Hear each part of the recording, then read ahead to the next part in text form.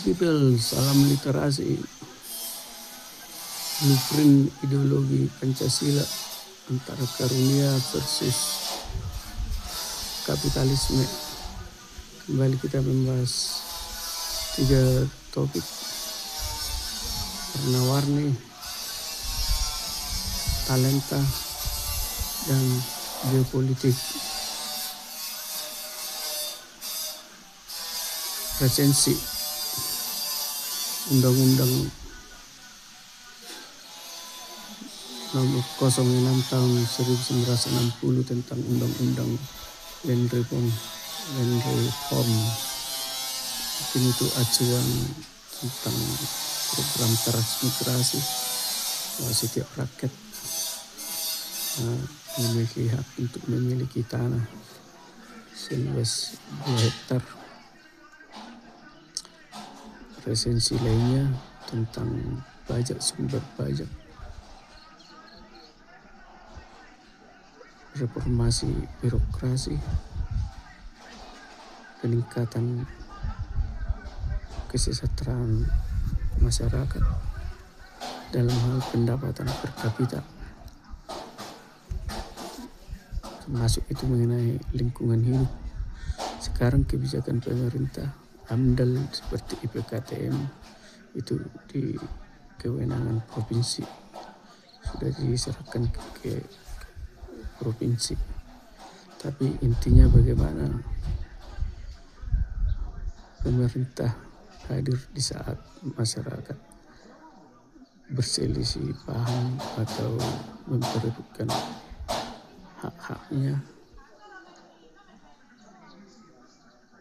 Sewaktu masyarakat berselisih paham dengan korporasi, yaitu tidak lain karena akibat dari sistem kapitalisme yang sudah mengakar selama ini. Jadi bukan kesalahan birokrasi yang sekarang. Jadi sekarang pemerintahan sekarang hanya merasakan dampak dari sistem kapitalisme sejak era Dwi Fungsi Abri. Jadi menurut hemat saya, solusi tentang lingkungan hidup, saya yakin kalau didatangkan tim independen dari luar negeri, kalau masalah limbah industri-industri yang di Indonesia, pasti kemungkinan besar semuanya bermasalah. Sekilas info tentang banyaknya pinus-pinus sekarang diambil getahnya, itu salah satu penyebab terjadinya kayu-kayu gelondongan sewaktu terjadi banjir hebat atau banjir bandang di wilayah Sumut, Sumatera Utara maupun di wilayah Indonesia. Mungkin perlu ada solusi karena masyarakat secara masif. Jadi jangan hanya disalahkan kepada penebang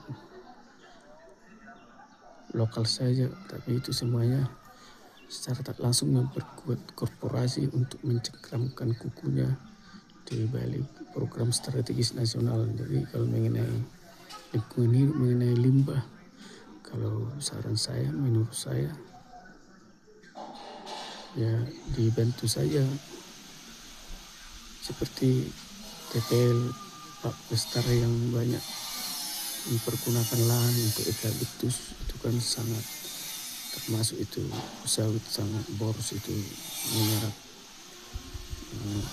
air sehingga ya kelembapan udara semakin lama semakin ini, ozon semakin menipis. Jadi bisa saja teknologinya ya diberikan atau dibantu itu industri-industri untuk mengelola limbah. Tapi syaratnya seperti pajak di Amerika Serikat sana, itu pajaknya 30-40%. Jadi secara tak langsung saham pemerintah ada di sana. Menurut saya itulah win-win solution daripada sewaktu era Bung Karno. Setelah Indonesia merdeka, semua aset-aset yang berhubungan dengan hajat orang banyak, yaitu perkebunan, tebu dan lain-lainnya. Semuanya itu dinasionalisasi, yaitu milik swasta maupun milik pribumi, milik di dalam negeri. Itu aja saya rasa sebagai solusi mengenai ya dinas sosial dan dinas perempuan, Kementerian Pemberdayaan Perempuan. Kenapa tidak ada ya Kementerian Pemberdayaan Laki-laki? Kalau untuk membina PSK itu para pedagang dengan menawarkan jasa layanan suka sama suka itu dibina dinas sosial, jadi ranahnya di Kementerian Pemberdayaan Perempuan ini belum tahu juga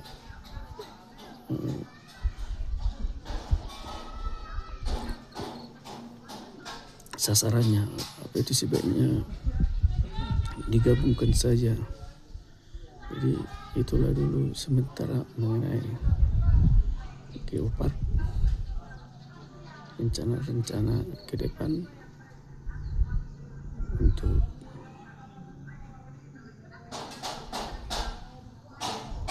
saat ini ya apa saja perlombaan-perlombaan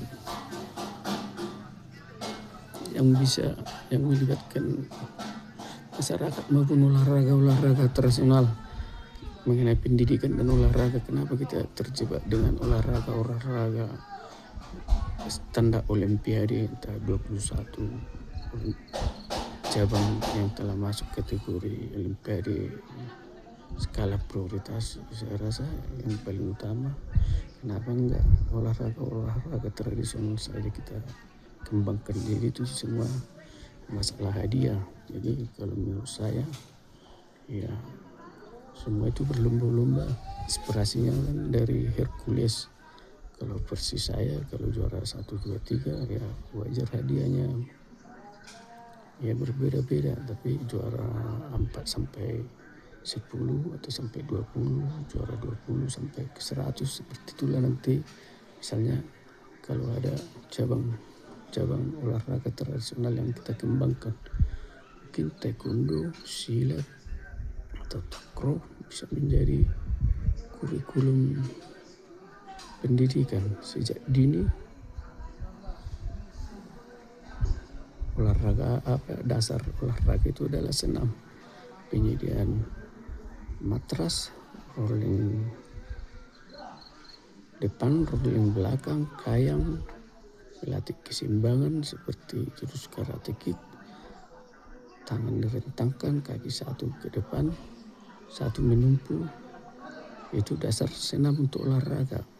Jadi dasar step kita bikin nanti turnamen belajar step. Kalau kuda-kuda itu mengenai latihan kekuatan fisik, kalau step melatih kekuatan kelincahan atau speed. Lain lagi mengenai clean atlet, lain lagi itu ada otot kinetis. Makanya banyak atlet Indonesia sewaktu junior berprestasi, tetapi setelah senior tidak berprestasi lagi, bukan karena pembinaan atau asupan yang kurang, tetapi itu ada jenis otot ya seperti jenis otot refleks, entah jenis otot merah, tapi itu namanya. Kalau dia tidak memiliki jenis otot tersebut, maka ototnya akan stagnan atau tidak bisa berprestasi. Lain mengenai standar tinggi, kalau ada hobi kita antara pemain basket dan main catur misalnya atau cabang yang lain, kalau tinggi kita hanya sama 1,60 meter, ya lebih baik kita fokus ke olahraga catur juga. Saya rasa itu wajar itu di turnamenkan sejak dini dengan fasilitas yang sederhana, sekalian melatih otak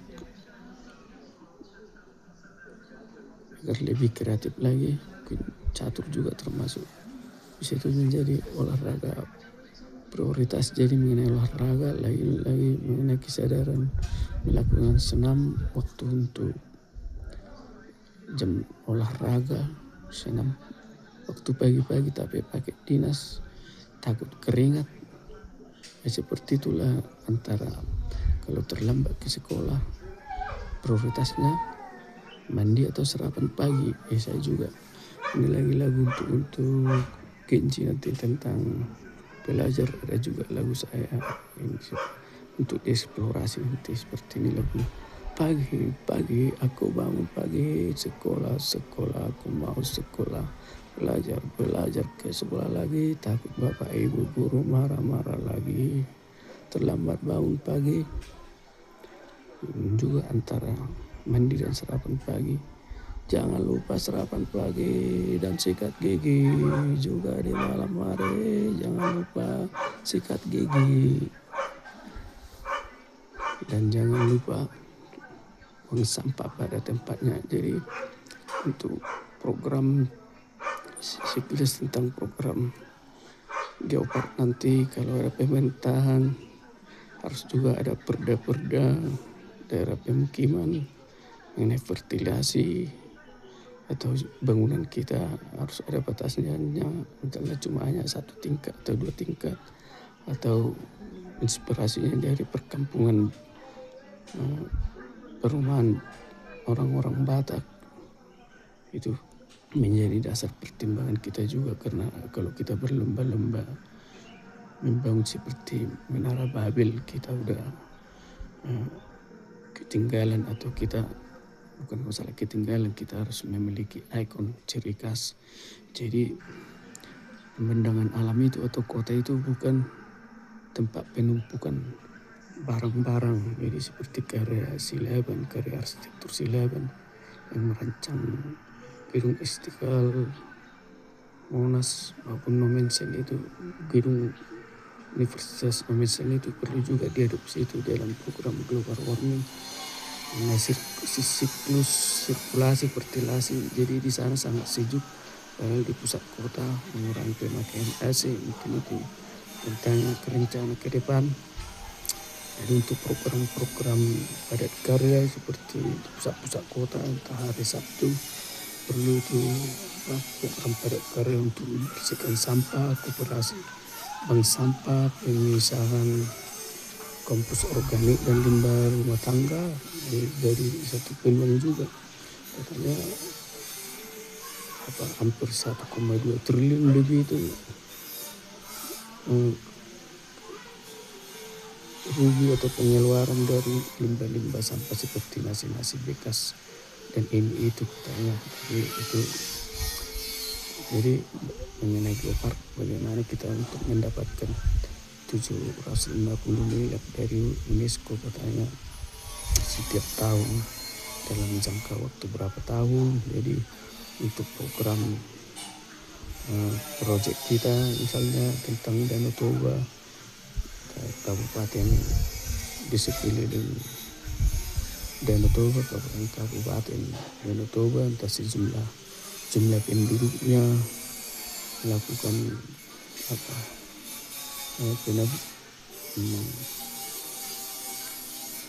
bibit ikan, kita mulai dari ikan nila atau sebanyak jumlah masyarakatnya di setiap kabupaten kota yang mengelilingi Danau Toba. Nanti ada tempat pemijahan, mendata nelayan, mendirikan komunitas-komunitas, membuat lokasi zona larangan di mana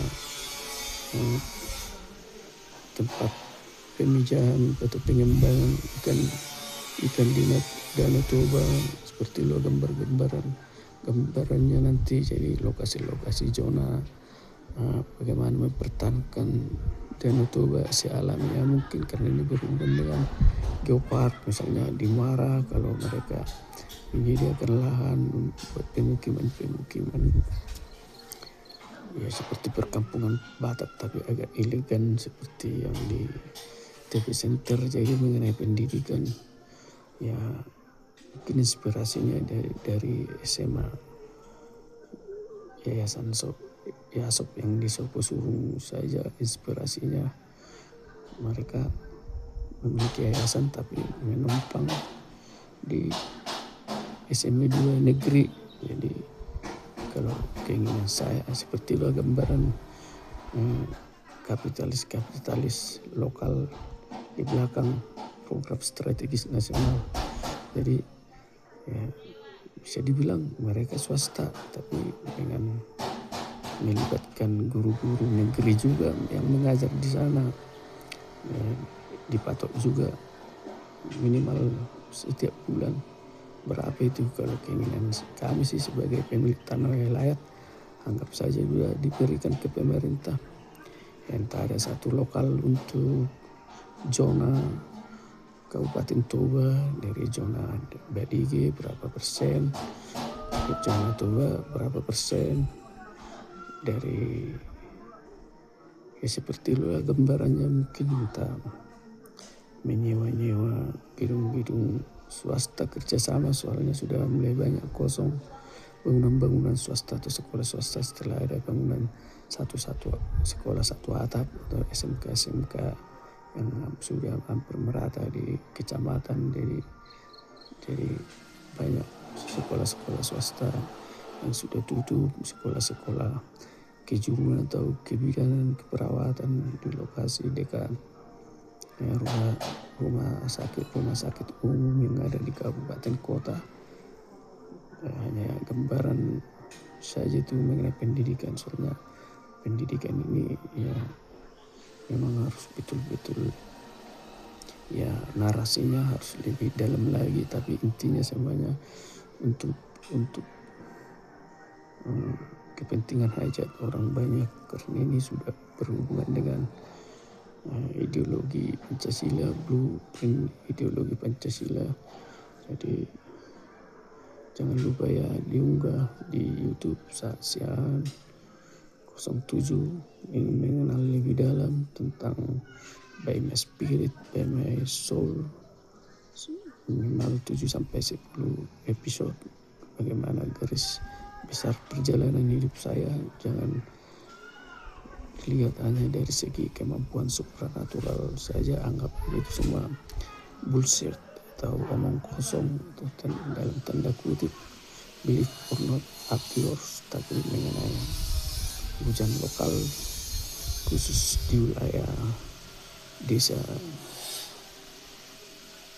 Nagasari 3, karena saya sedang saat ini berdomisili di situ.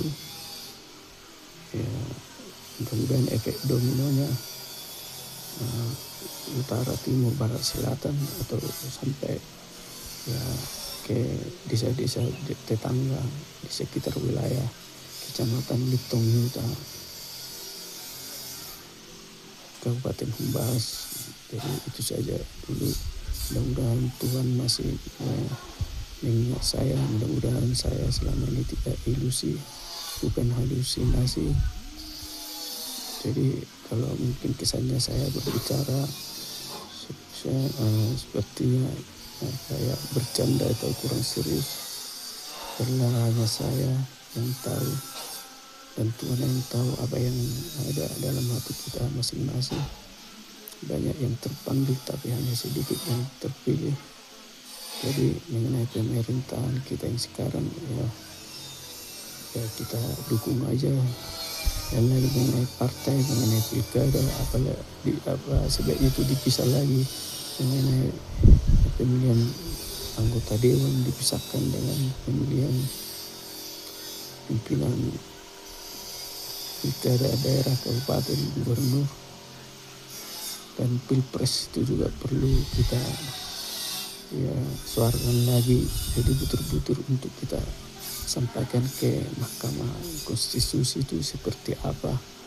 Jadi kalau memang ya RI 1 masih punya keinginan untuk tetap menjalankan roda pemerintahan ini, saya lihat dari pidato beliau semangatnya sangat berapi-api. Jadi kita harus mendukung dengan memberikan saran-saran dan mengurangi konflik-konflik horizontal. Jadi ada katanya isu kalau mendukung pemerintah sekarang itu karena dapat percikan rezeki, atau memang katanya karena, atau pilihan kedua karena mendukung karena mereka tidak memiliki logika atau kurang cerdas, seperti itulah. Jadi mengenai siklus tentang 17 Agustus ya, menurut hemat saya itu kalau boleh ada semacam wildcard untuk yang ikut paskibraka atau yang ikut memeriahkan HUT RI. Itu seleksinya mulai tingkat desa itu kecamatan atau kabupaten ya, adalah wildcard ya, undangan entah untuk melamar menjadi polwan atau tentara, TNI atau apa, kesempatan. Jadi mereka jangan hanya kita pakai seperti artis sehari saja, setelah itu dilupakan. Jadi mengenai sawit-sawit, kanal-kanal ya, entah per 25 hektar itu atau di sekitar kanal kiri kanan itu, saran entah ditebang, dikosongkan 2, 3, 4 batang kiri dan kanan. Jadi kalau ada terjadi kebakaran hebat akibat musim kemarau maupun ya, kebakaran karena ulah oknum yang tidak bertanggung jawab, jadi bisa kita minimalisir. Itulah dulu saran untuk pemilik kebun sawit. Jadi jangan-jangan kalau sawit yang dikelola Sinarmas dibanding dengan sawit BUMN, itu perlu juga di audit itu, atau perlu itu dikelola Sinarmas BUMN Indonesia bikin standarnya, dan sebaliknya ya perkebunan Sinarmas, Astra dan lain-lainnya yang di atas 2 hektar. Kalau menurut Bung Karno, untuk mencegah imperialisme lokal, ada juga benang merahnya mengenai hak pemerintah untuk memberikan pajak. Jadi pajak untuk orang-orang tajir untuk menopang perekonomian di ekonomi kerakyatan.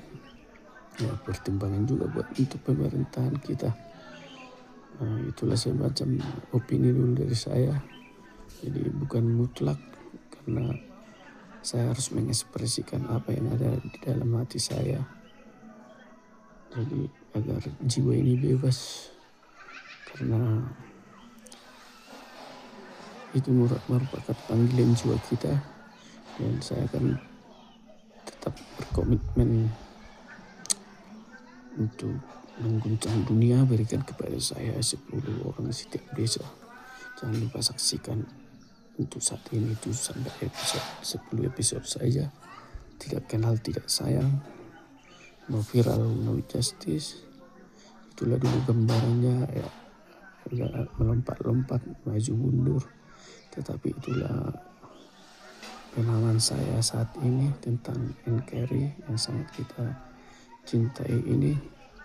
Jadi mengenai program global warming atau mengenai kaldera, itu bersifat nasional, bahkan mungkin bersifat sampai ke tingkat Asia Tenggara. Tetapi mengenai 1,6 triliun tentang dana abadi untuk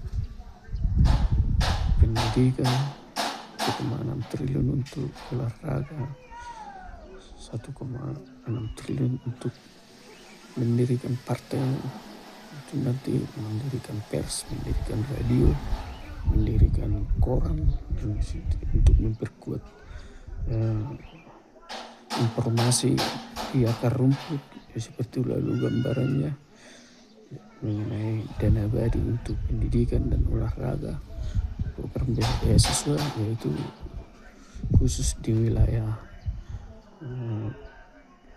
provinsi kalau terjadi nanti pemekaran ya sebagai legitimasi untuk mengejar ketertinggalannya sebagai sekapro siri ada lu apa panggalat tukan di bonang-bonang ladong natalu adong namonang nama ngulo so perputaran ni rodeni padati sipatai toro sipatai gijang siklus kehidupan ini seperti dalam ibarat dalam pertandingan kadang kalah menang kadang kita kalah kadang kita menang seperti putaran roda nasib siklus kehidupan berjalan terus narasi kita kadang di bawah kadang di atas inilah saya Avatar Toba apakah ini halusinasi atau dunia nyata tetapi pemikiran saya rasa masih original masih menyentuh kepentingan aja orang banyak salah peace. Horas wassalam merdeka.